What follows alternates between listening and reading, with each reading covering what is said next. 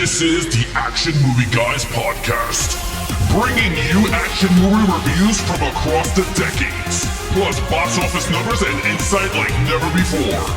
And now, your hosts of the Action Movie Guys podcast, Alex and Nate. Welcome, everyone, to a brand new episode of the Action Movie Guys podcast, episode 353. We're up to the final film of the Hobbit franchise. I guess you want to call it franchise, trilogy, whatever, but we're up to the Battle of the Five Armies from 2014. I'm your host, Alex Figueroa. My co-host is Nate from Netflix Review.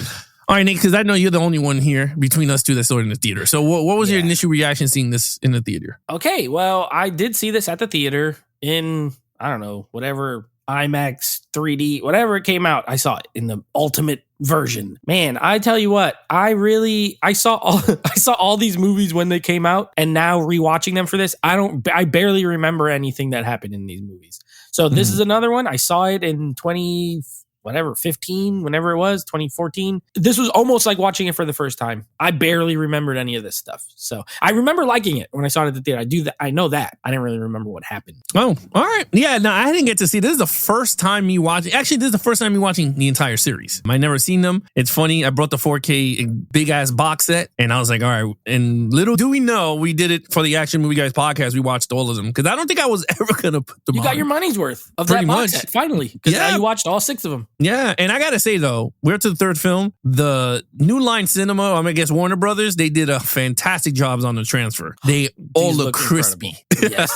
They sound amazing. These look especially incredible in 4K, honestly. Yeah, I think these look way crisper than the first 3. I think so too. I'm just guessing it's newer cameras and because they filmed them with the high def 3D and all that, but they do look amazing. No, I agree with you. Yeah. I agree with you. They look way better. All right. So with that said, let's get to the financials here because, wow, I don't know. I mean, there's something about this. It's crazy. So The Hobbit, The Battle of the Five Armies, final film, 2014, domestic, $255 million. So you're going, okay, international, $707 million for a worldwide total of $962 million.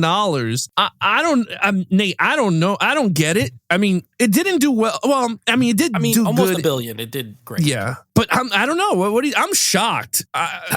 Bro, I don't remember these making this much money. Because I remember people being like, oh, it was okay, or like disappointed. It's the overseas. I think me and Scott talked about it last week. It's that overseas market that really buoyed these. I mean, 200 and whatever, 250, whatever in America. That is really, it's solid. It's very solid. But when you make almost $1 billion and 3/4 of it comes from overseas, it was just a bigger hit overseas. These are international books, though. And Tolkien is not American. So, I mean, I guess we shouldn't be that surprised, but it's impressive that as if you look the Middle Earth, like you said, you bought a box set. It had all 6 movies. Yeah. So it's considered like the Middle Earth saga or whatever. I mean, you're talking about what, like almost almost $6 billion between all 6 of them. That's pretty crazy. It is pretty crazy. And I'm just looking at the budget while you saying it.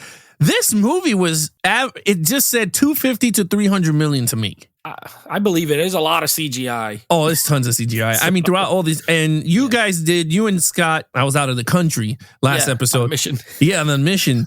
You guys said the same thing. You guys said it was the same average 250 to close to 300. So that's crazy because like we did Lord of the Rings and each of those was like $95 million. Yeah. And this is quadruple the amount than all of them on each of the films. And I mean, and yet they were still profitable. Just imagine. Just imagine you come into a studio and you're like, wow, the last time we gave you $90 million per movie, you made about $1 billion per movie. Like, we're going to give you a bigger budget. It's a new time. There's new visual effects. Fine, we'll give you $275 million per movie. And they still make almost $1 billion each time. I mean, they can't even complain about it, really. Return on the investment is very good with the Middle Earth stuff. I mean, you're absolutely right. And then of course, the figures and statues and movies and everything. So Blu-rays and 4Ks and so they made all the money back and even tons of it. My thing is pretty interesting as a filmmaker's point of view. Like, I'm not a filmmaker, but I'm just saying, like, in terms of that, if we put those glasses on, it's very intriguing and interesting because the first 4, 5, and 6, right? The Lord of the Rings Fellowship, Two Towers, Return of the King, those were on a budget of $95 million, practical effects, on location in almost all of them with a little bit of seasoning of CGI here and there. Yeah. Looked amazing. The crowd ate it up. They loved it, right? Then you go to 1, 2, and 3, the prequels, right? Which they shot in location. You could see they back in New Zealand. A lot of practical with the dwarves. But then when it comes to the villains, it's like CGI heavy. And a lot of green screen. And a when lot of like green where screen. Smaug is inside the temple, and all green. It looks literally like they're just walking in front of a green screen. You're absolutely right. So it's kind of interesting in a filmmaker's lens how Peter Jackson utilized both, practical and non-practical. And I gotta say, Nate, we could say we didn't like it or whatever, but I gotta say Peter Jackson has a vision for these type of movies because in the action, on all six of them, he did a great job. Don't get us wrong. The effects are great. It's great CGI. I know because I listened, back to our last episode, and we were definitely talking about the CGI. It's CGI heavy. Yeah. And while that can take you out, especially of a franchise that was practical, obviously there was CGI in Lord of the Rings. We're not stupid. That they didn't really have a giant octopus. They didn't really have flying giant birds. They didn't, the goblet, stuff like that was CGI, but it was mixed in. Whereas here, most of it is CGI. But don't get us wrong. The CGI looks great. Like it is top tier CGI. It's just that there's a whole lot of it. Yeah. I agree. It was interesting listening to you guys because then when I started to rewatch the third one and stuff, and I was like, I could see where you're getting, you can't have both because if you do practical, you're going to have a lot of extras. You saw it in the other one. I think they just didn't want to go with the hassle of so much makeup, throughout. So I don't know. I liked it though. I thought it worked very well. Peter Jackson is a very great director. I hope he gets to do, like we talked about it, another property that maybe people don't know. Some book that he's apparently working on another Middle Earth. Oh, Jesus. For Warner Brothers. Yeah. Jesus. This guy is like James Cameron, that he's stuck in the Avatar I think shit? I think he lives in Middle Earth. You think he lives in the Hobbit house? At this point, I think he does. You think we're going to go to Peter Jackson's house and it's like... Bilbo's house in these movies is Peter Jackson's actual house. Yeah, that shit would be that funny. He just moved in. He moved Guillermo... All I make is Middle Earth movies. Yeah. You think Guillermo del Toro keeps a lot of his props, all of them? Yeah. I think Peter Jackson lives in them. I think he's just we're going to build my house. I saw that online somewhere. He's working on a new property based in Middle Earth for Warner Brothers though. So that's good. A lot of fans are excited because the Warner, not talking about the Amazon Prime Rings of Power crap. I didn't see that. A lot of people are excited because it's Warner Brothers, not Amazon, and it's Peter Jackson. He seems to know. The proof is in the pudding. When you look at these box office returns, look at the success. Yeah. Obviously, you know something. Yeah, look, good for him. All right, let's get to the critics and audience. Let's see what they thought about the final film. Well, we got to pump the brakes a little bit. I just said that apparently he knows everything, but these scores are not the best. Okay. These are actually the lowest of all three movies. This has we'll start with the audience score because that one's higher. 74%, which is not bad, but it is a -11. The last movie had an 85. So this one took a little tumble. Critically, it took a little bit of a bigger tumble because this has a 59%. So it is actually not fresh rated on Rotten Tomatoes. A 59%, which is a -16% from the last movie. So critically, these kind of went in a wave as far as with critics. The first movie was pretty good, then the second one went up, and now this one took a dip. With audiences, they actually went up, and then this one took a dip. So critically, I could say from the critics' point of view, we did 352 episodes of action movies, and this is a heavy action movie. So I could see them why. And the last movie, which is the Desolation of Smaug, that one was straight up story driven. More than action. So I think you're right with that. I think once it went action, the critics were like, yeah, this is not our... This is too much killing. This is not enough. I can't deal with this. Yeah, Okay, audiences are shocking. 74 is not bad, to be honest with you. Still fresh. No, the audience score is fine, yeah. And 59, 59 is not great. Especially all the Lord of the Rings movies are 93, and then these Hobbit ones are lower critically, but it is what it is. Whatever. Right, but if you look at the trend though, at least the audience is not going up. it's not going crazy down. So that means the fans liked it. Yeah. Fans liked it. So, all right, let's get right into it because I want to talk about this one. All right, let's get to lead characters. They're all back for the final film. All right, Nate, what you got? Okay. All right. So I've been critical of these movies and I'm okay with it because I just rewatching them. I'm like, dang, these honestly, and these movies are more boring than I remember them being. I thought they were more exciting than this. There's a lot of really boring parts. As far as our leads, I have given the 3 in both of the first 2 movies. I'm going to up my score 1 point here because there was some character things I liked in this. I'm going to give them a 4 this time. And I say them because this is still an ensemble movie. Bilbo, obviously he is supposed to be the guy we look through. But again, there's a lot of Thorin Oakenshield. And I kind of hated him in this movie, but I kind of think that worked. As far as the story goes. Yeah. With the what they call it, dragon madness or whatever, and he's looking for the stone.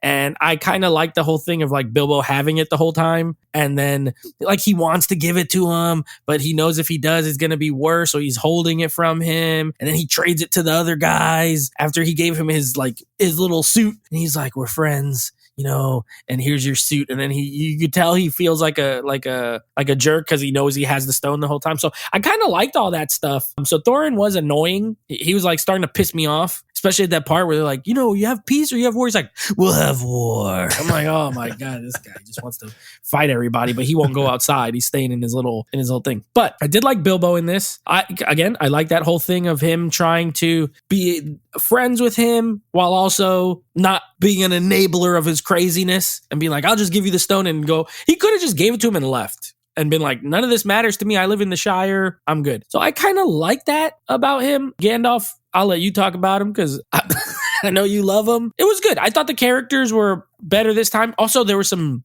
deaths, which were a little surprising, but I liked it. So yeah, I give him a 4 this time. Yeah. So all right. So okay, this is the first time you're watching it on Battle of the Five Armies. Now I do agree with you on a lot of points. All right, let's give it to my man Thorin Oakenshield. Right, cool name, character. I do understand the whole him going mad because of gold and all that, and I was like, all right, I can see now why Uncle Scrooge goes crazy for his the lucky 10 dime or whatever it was, the dime. So I think Oakenshield's character, I think it was cool. I liked it. I liked his journey from the beginning. I thought it was a very interesting how he was like a nobody, a loser. Now he promised, right? He promised the town, if you help me get my seat back, I'll give you all the riches. Then he gets to become the riches and he goes, I'm giving you shit because you didn't help me when we needed your help. So I kind of liked that. I was like, whoa, this dude had a journey and I kind of liked it. I was like, that's cool. So I liked him. Bilbo. My problem with this franchise is Bilbo. I liked Bilbo in this. I liked him way better than Frodo, bro. I'm telling you right now, way better than Frodo. I could watch them. I agree with you and Scott when you guys talked about it. This is not a Bilbo Baggins journey. This is more of Oakenshield storyline because it's about the dwarves, the rise of the dwarves.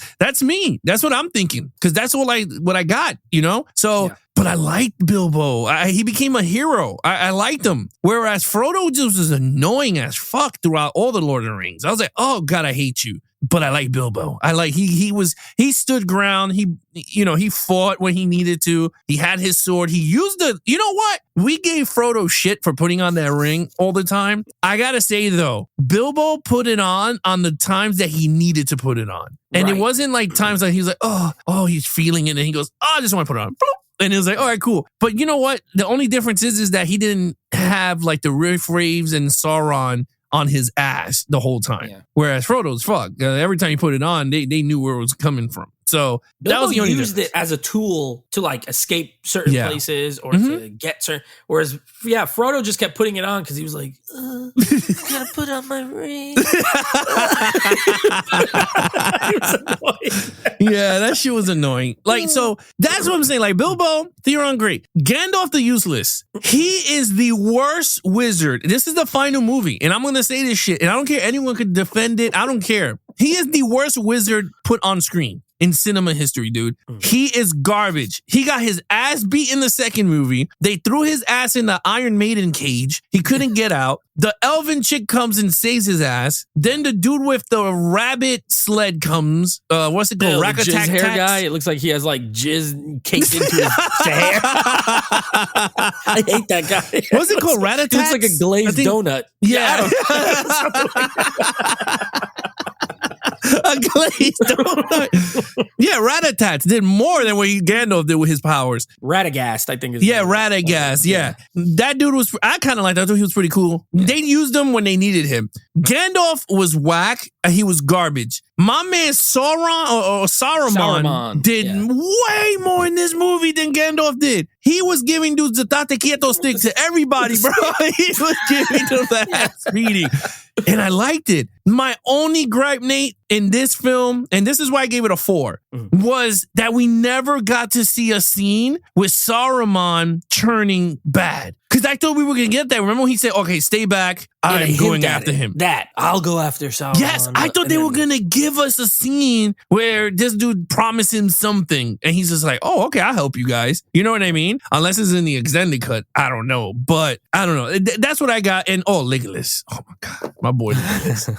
Let me tell you something. Legolas is the man in the Hobbit series. I don't know. And I don't care what people could tell me about the Lord of the Rings. Because he didn't do shit though in those damn movies. This movie, he shined. I like it. The hot chick, elf chick. Yeah, Evangeline Lilly. That's the actress. Yeah, was it Tarragon? No, she started with a T. I'll tell you. Tariel. 1, she was gorgeous as the elf. Yes. 2, she was badass. And 3, I love the way how they wrote her off. My man Legolas said, I can't come back to this shit. I'm done. Like, he's like, she's in love with a dwarf. He's in love with her. And he told her father, I can't be here no more, Dad. Like, I'm out. It kind of explains now, right? Because me and you were like, why did the elven never, like, Legolas' people never showed up to battle? Because he left. He was like, I'm out because of her.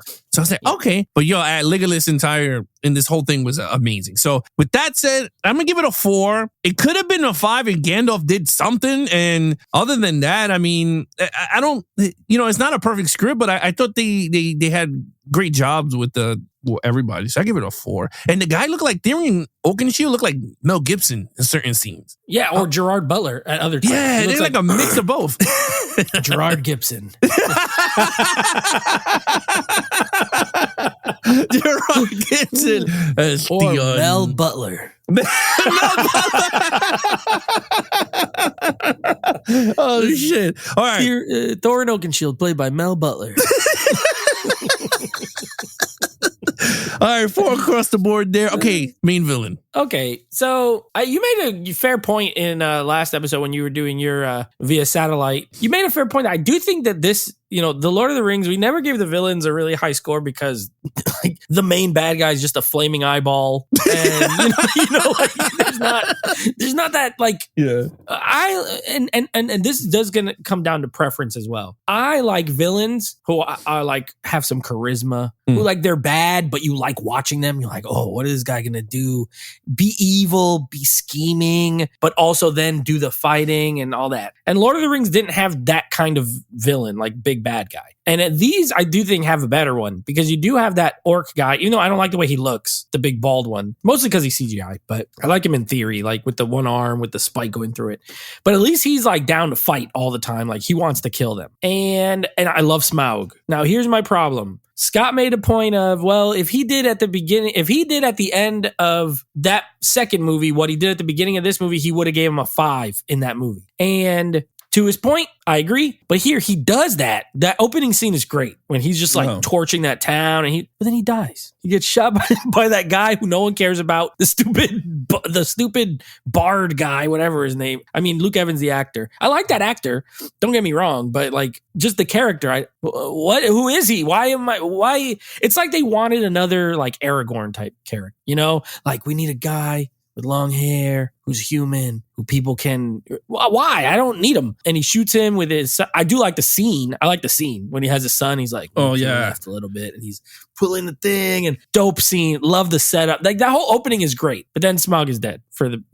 So that's it. So he's a done for. So I'm not even going to really score him a lot because he did obliterate that town and then he died. Now we're back to the big bald baby orc guy, Azog the Defiler or whatever his name is. Cool villain, definitely he really, really, really hates these dwarves. He really wants to kill them. He's like sending his whole army. They got the freaking giant worms from Beetlejuice coming out the ground. The sandworms. Yeah, they got the sandworms. They got like all this, awesome battle stuff. But still, I gave him a 4. I really wanted to give a 5, but it's like, there's something about him. Like, I think the nature of the movie, the way it's so stretched out, where they're just away for so long. Like, look at Before the Fight. He'll come in for like 1 minute scenes where he's like, let's go get the battle people ready. And then go away for a long time. Then he'll come back and be like, let's get the worm. They forgot about the worms. And then he goes away. Now, when he actually fights, awesome. Love the last fight. Love it on the ice thing. I love that whole thing. And hey, at the end of the day, he ends up, Thorin dies.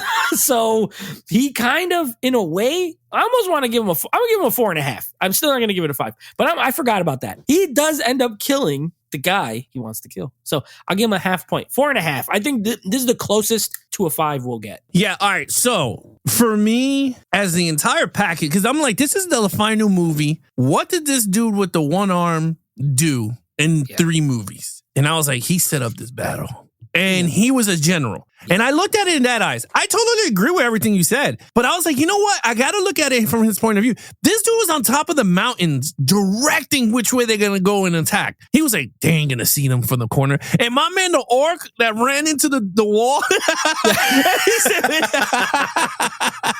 he said, boom. And he just, he went, Love that scene. I said, wait a minute. I was like, this dude, they just massacring people now. Nate, I'm gonna give it a 5. This is why. I totally agree 100% with everything you said. But when I'm looking at Lord of the Rings from Two Towers and The Return of the King, this one, I think, set up the battles way better. And I know it's CGI heavy, and I know that. But when you're looking at it, I was very invested in the battles because I was like, you have the Elven going up against this dude, right? And then you got this guy commanding and which way they're going to come from. I was just like, yo, this is really cool. And you're right. He fights Therion, the Oakenshield. He kills him. And I was just like, holy crap. I was like, this is actually really dope. Kills him straight up. We have not seen a Lord of the Rings movie gets killed. Like a main character get killed at all. Yeah. Legolas got his ass beat by the other one in the second movie. And I said, oh shit, finally he could bleed. Like we finally see Legolas. And then he got mad. He did the Bruce Lee. He was like, oh, and then he started chasing him. And I said, okay, cool. But in terms of this franchise, this is what I call a way, like we had Sauron, which he had the first movie and then he got his fingers cut off and then became the ball of an eye, right? But this one, you could literally see he was a villain for 3 films. I mean, in the first movie, he made them all climb up a tree. Remember that shit? I mean, and he had all those weird ass dogs, right? Yeah. The second movie, he sent thousands of orcs, and these dudes are shooting at them in barrels going into the wall. Like I was like, yo, these orcs were way better than the Morokai or whatever the hell they were. So honestly, in the package, I'm gonna give it a 5. I really enjoyed these villains in this movie more than I enjoyed in the regular. And I know Scott was giving me shit because he was like, really? And I was like, dude, if you look at it in terms of pros and cons, this one had way better villains. I mean, way better. Not story. I can't argue with that. Yeah, story wise, I'm not taking away the story from Lord of the Rings. But if we're looking at it in our goggles of Action Movie Guys podcast stuff, this had way better villains than the original trilogy. So with that said, I'm gonna give it a 5. All right, action scenes, Nate. Okay, here we go. Finally got it. You're finally gonna get a 5 from me. I did give this one a 5, and that's because it took a while to get to. Let's be honest. The Battle of the Five Armies is called, and you're like, I want to see this battle. This is what I've been waiting for. A big, epic, large-scale battle, right? And then the movie opens with that great scene, like I said, with Smaug, decimating the town. Looks incredible. They're trying to escape. You got the guy up there with the bow and arrow trying to kill them. Loved it. I said, great opening. And then we get a really long time of nothing, no action, talking, some of the character stuff's pretty good there. So a lot of not action. Then the action kind of kicks off with when they go save Gandalf. That to me, that scene to me, that's just a Lord of the Rings scene. There's no characters from The Hobbit in it. Mm-hmm. It's Cate Blanchett, it's Christopher Lee, it's Hugo Weaving. It's like all these Lord of the Rings people. They go save him. That scene is weird, to be honest with you. Like, it was hurting my eyes. Like, it's flashing all this. Like, I'm gonna have a seizure. It's like, this is what I didn't like the choice of like making the eyeball and it's changing colors and it was weird. But anyway, cool. Ended up being a pretty cool scene. I do like the way those ghosts look in that. Those the witch raves. They look cooler in this movie than they do in the old one. Mm-hmm. Now that just could be better technology. Obviously, this is later, but they look sick. So I like that part. That was cool. And then finally, once these guys start showing up for battle, first of all, I love the way the elves look. I love that gold armor. Dope. Absolutely love it. They come marching in. Then over the hill, you get the little dwarves. One of them's riding a pig.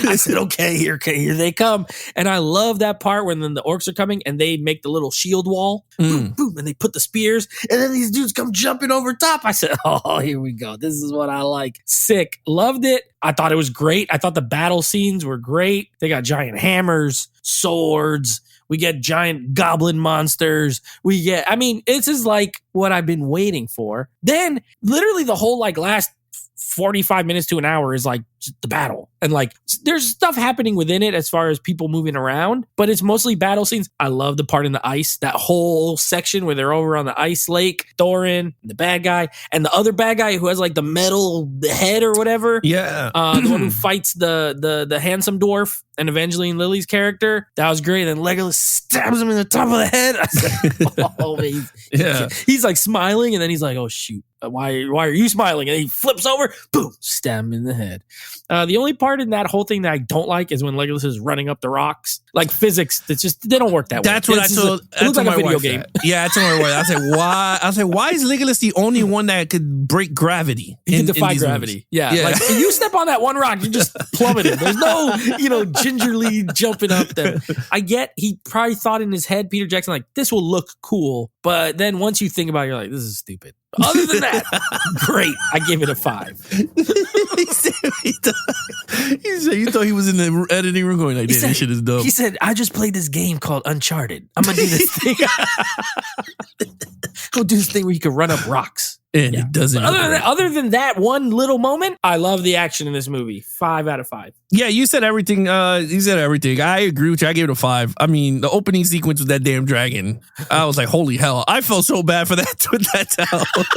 They should have all just jumped in the water. Yeah, I don't get it, but they did it, which was I like the stupid king that put all the gold in the boat. Oh, yeah. I thought that was funny.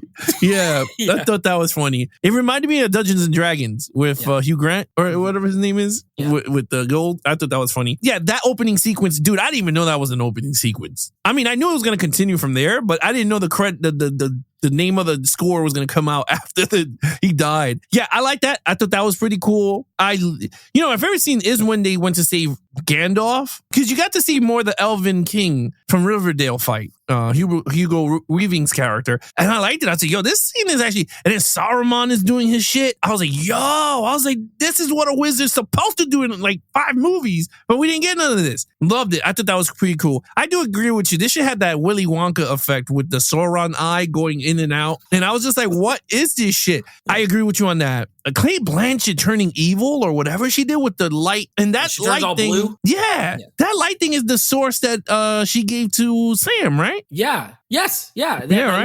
The little necklace or whatever. It's like the North Star, light of the North Star, some shit. And I was like, oh, okay. I was like, that's pretty cool callback. But my favorite scene is Legolas fighting inside the tower that he knocked over and they were falling. I thought that was see, Peter Jackson does great action scenes. I don't know why. I like a sniper. A sniper with a bow and arrow. That was dope for saving him on the ice. I was like, this is really good. And I was like, I like that. Then what's her name? The Elven chick. I liked her stuff. She was a great fighter until the guy whooped that ass and then killed her dwarven lover. And I was just like, what is going on?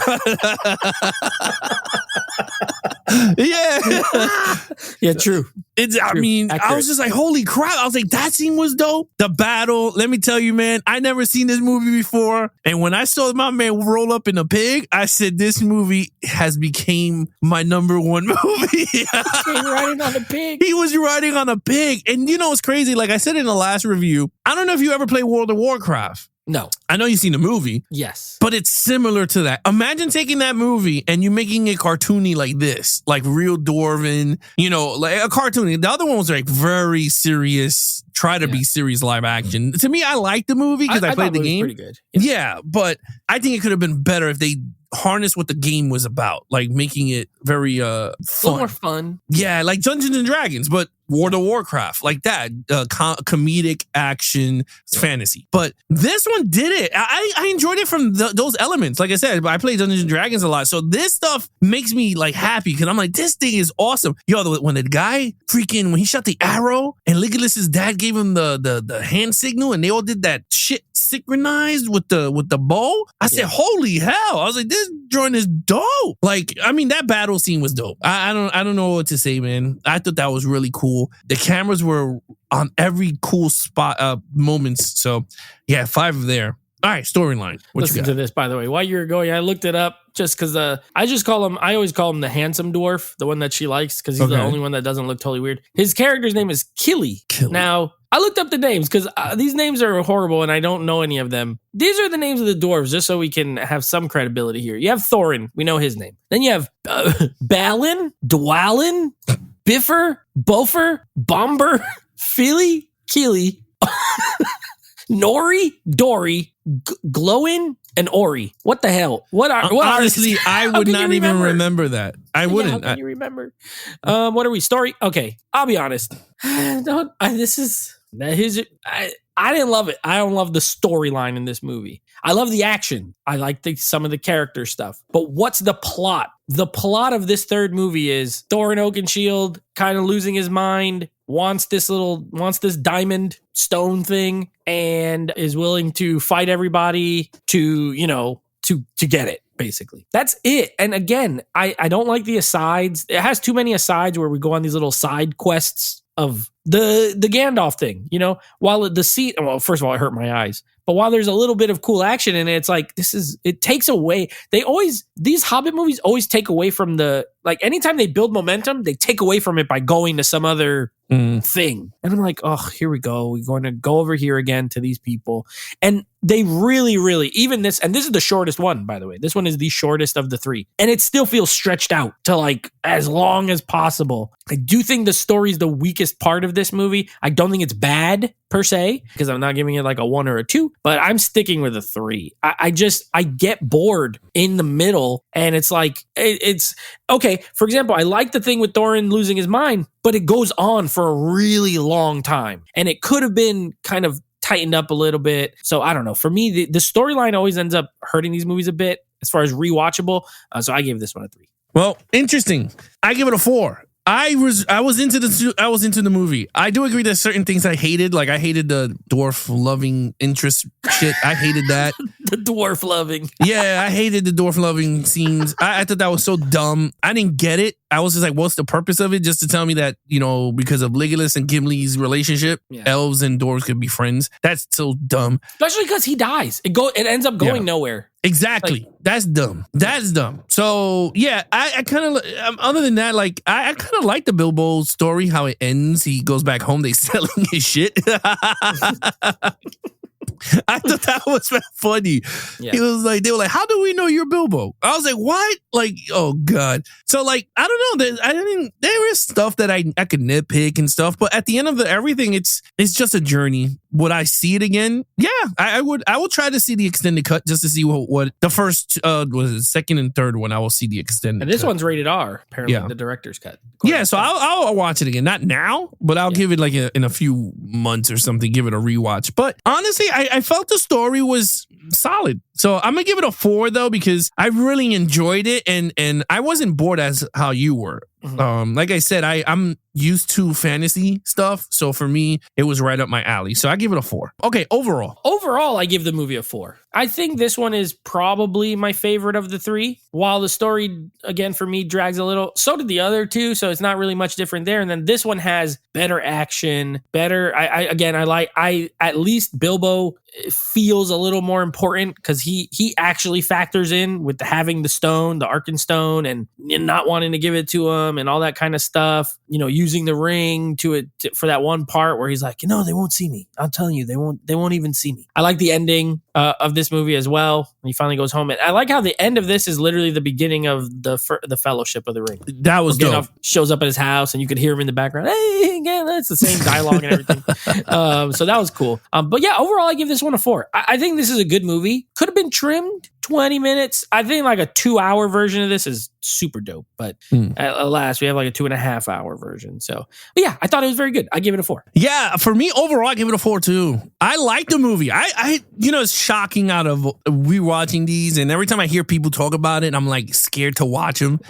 And now watching them, I'm like, they're actually not bad of a storyline. I mean, there's worse movies out there that I can say is bad, but I enjoyed this one. I like part 2 way better. Desolation of Smaug. I don't know why. I think I just like the blend of action and story on that one. So, and Legolas, I think, whips more ass in that one. So I kind of like that. And he's pissed off, Legolas. And I was like, I like pissed off Legolas. Yeah. So for me, I like the second one more. But this one's very enjoyable. I like how it wraps up. Like you said, it ends like they literally took the beginning of Lord of the Rings and they didn't even reshoot it. They just took that shit and copied it and threw it right in. It was like, for those of you out there that want to watch them from beginning to end, you can. So I liked it. I gave it a 4. All right, total points. Total points, I have a 20.5. So this is definitely the highest one of the 3 for me, 20.5.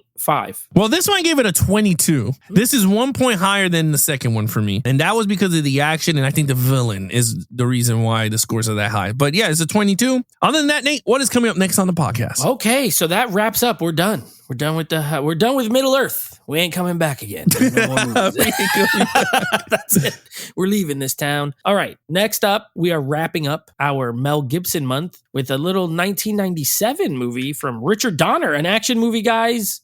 We've done a number of his movies called Conspiracy Theory. And then we're beginning a new franchise, Alex. Now, we're going back to a franchise that we've done before, but we're coming to a new section of it. We're going to be doing the controversial, depending on your age, Star Wars prequel trilogy. So we're doing some Episode 1, The Phantom Menace, Episode 2, Attack of the Clones, and Episode 3, Revenge of the Sith. You gotta say it like that. And by the way, I'm excited for this because I'm going to be seeing Episode 1 at the theater. It's re-releasing this weekend. So I will be going to see it at the theater and writing down my scores in the back like a creep on my notepad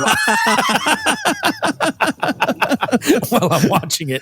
So yeah, we're going to be doing some more Star Wars. So here we go. We're going from one devoted fan base right back to it. I don't know why I put these all together like this. This is a dangerous proposition. It's very dangerous. But yeah, I haven't seen those. Yeah, I haven't seen those in years. So it's going to be interesting. You already know me. We've talked about I don't rewatch the Star Wars movies that much. So like now, to be fair, because of my age, these are actually the Star Wars movies that came out when I was like 12, 13, 14. Like if anything, these are the ones I grew up with more than the original. Even though I did see the original ones first when I was a kid, these came out when I could go to the theater and see new Star Wars movies. So I saw all 3 of these at the theater. I saw Episode 1 when I was 12 in the movie theater. So yeah, I'm kind of excited to see that one in the theater and revisit the whole thing. I can't wait. It's going to be pretty fun. It's going to be fun doing those. All right. With that said, guys, if you guys want to follow us in our social media accounts, please follow Nate over on Instagram at Netflix Reviews. Check out the podcast with him and his friends called Netflix Movie Reviews. He goes live every other Monday at 9 p.m. Eastern on his Instagram account,